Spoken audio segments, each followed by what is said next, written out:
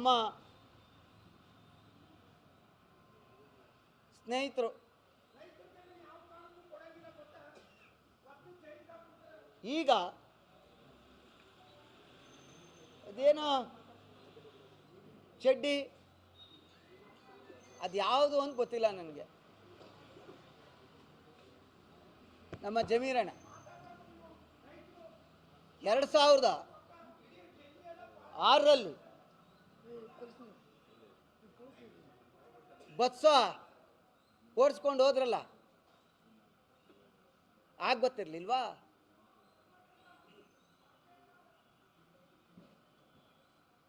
ನಿಮ್ಮನ್ನ ನಿಮ್ಮ ಸಮಾಜ ಗುರುತಿಸೋ ಲೆವೆಲ್ಗೆ ದೇವೇಗೌಡರು ಕುಟುಂಬ, ಕುಮಾರಣ್ಣರವರು ಅವತ್ತು ದರಿದ್ರ ನಾರಾಯಣೋ ಹರಿ ಅಂಥೇಳಿ ಬೀದಿ ಬೀದಿನಲ್ಲಿ ಚಂದ ಎತ್ತಿ ನಿಮ್ಮನ್ನು ಶಾಸಕರು ಮಾಡಿದ್ರಲ್ಲ, ಅದಾದ್ಮೇಲೆ ನೀವು ಸಚಿವರಾದ್ರಲ್ಲ, ಆಗ ಗೊತ್ತಿರಲಿಲ್ವ ಜಮೀರಣ್ಣ?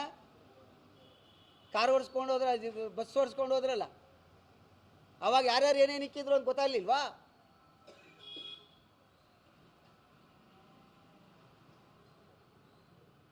ನಾನು ಕೂಡ ಒಂದು 17-18 ವರ್ಷ ಭಾರತೀಯ ಜನತಾ ಪಾರ್ಟಿಲಿ ಇದ್ದವನು. ಇವತ್ತು 20 ವರ್ಷ JDS ಅಲ್ಲಿ ಇದ್ದೀನಿ. JDS ಅವರು ಒಪ್ಕೊಳ್ಳಿ ಅಂತ ಭಾರತೀಯ ಜನತಾ ಪಾರ್ಟಿಯವ್ರನ್ನ ಬಾಯಿಗೆ ಬಂದಂಗೆ ಮಾತಾಡಿದ್ರೆ ಮನಸ್ಸಾಕ್ಷಿ ಒಪ್ಪಬೇಕಲ್ಲ. ಏನೋ ನಮ್ಮ ಆಸೆಗೋಸ್ಕರ ನಾವು ಪಕ್ಷ ಬದಲಾಯಿಸ್ತೀವಿ. ಅದಕ್ಕೆ ಬಾಯಿಗೆ ಬಂದಂಗೆ ಮಾತಾಡ್ಬಿಡಿ. ಆಯ್ತಲ್ಲ, ಮಂತ್ರಿ ಆಗಿದ್ದೀರಲ್ಲ, ಇನ್ಯಾರನ್ನ ಓಲೈಸ್ಬೇಕು? ನಿಮ್ಮ ಹಳೆ ಸ್ನೇಹ ನೆನ್ಕೊಳ್ಳಿ.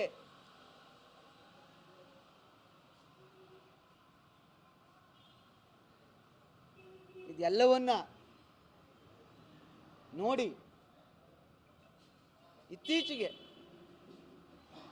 ರಾಜಕಾರಣದ ವ್ಯವಸ್ಥೆಯನ್ನು ಜನ ಬಹಳ ಕೆಟ್ಟದಾಗಿ ನೋಡ್ತಾ ಇದ್ದಾರೆ. ಮಾನ್ಯ ಮುಖ್ಯಮಂತ್ರಿಗಳಲ್ಲಿ ನಾನು ಮನವಿ ಮಾಡ್ತೀನಿ, ದಯಮಾಡಿ ನೀವು ಕಾಂಪ್ರಮೈಸ್ ಆಗಬೇಡಿ.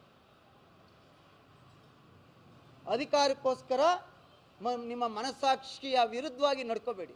ಯಾಕೆಂದರೆ ನಿಮ್ಮನ್ನು ಭಾಳ ಹತ್ತಿರದಿಂದ ನಾವು ನೋಡಿದ್ದೀವಿ. ಕೂಡಲೇ ಆ ಕುಟುಂಬಕ್ಕೆ ನ್ಯಾಯ ದೊರಕಿಸಿ, ಹಾಕಿ ಕಂಬಿ ಒಳಿಕೆ,